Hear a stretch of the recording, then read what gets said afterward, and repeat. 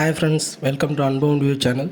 நம்ம இந்த வீடியோவில் என்ன பார்க்க போகிறோம் அப்படின்னா, ஏஐ யூஸ் பண்ணி கோடு எப்படி ஜென்ரேட் பண்ண போகிறோம் அப்படின்றது தான் பார்க்க போகிறோம்.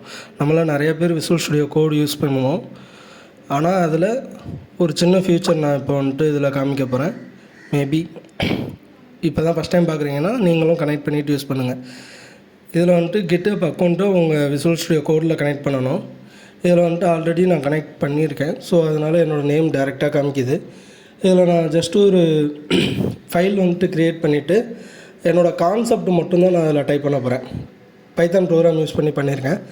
ஸோ இது என்ன பண்ணணுன்னா, அந்த கான்செப்டை ரீட் பண்ணி அதுக்கு தகுந்தாப்பில் அதுவே லாஜிக் ஜென்ரேட் பண்ணி தரும்.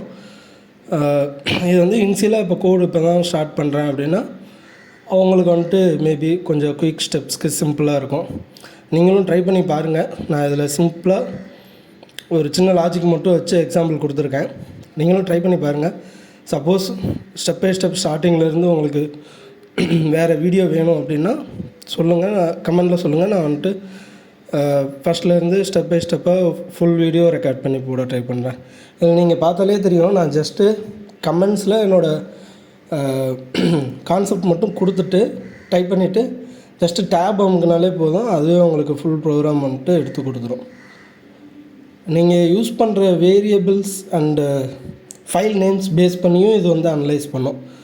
ஸோ நிறைய பேருக்கு ஹெல்ப்ஃபுல்லாக இருக்கும். ஸோ தேவைப்படுறவங்க நீங்கள் ட்ரை பண்ணி பாருங்கள். ஆல்ரெடி நான் இதெல்லாம் யூஸ் பண்ணிகிட்ருக்கேன், இதோட அட்வான்ஸாகவே யூஸ் பண்ணுறேன் அப்படின்றவங்க உங்களுக்கு தெரிஞ்ச அந்த ஆப்ஷன்ஸையும் நீங்கள் கமெண்டில் சொல்லுங்கள். எல்லோரும் தெரிஞ்சுக்கலாம். Thank you friends.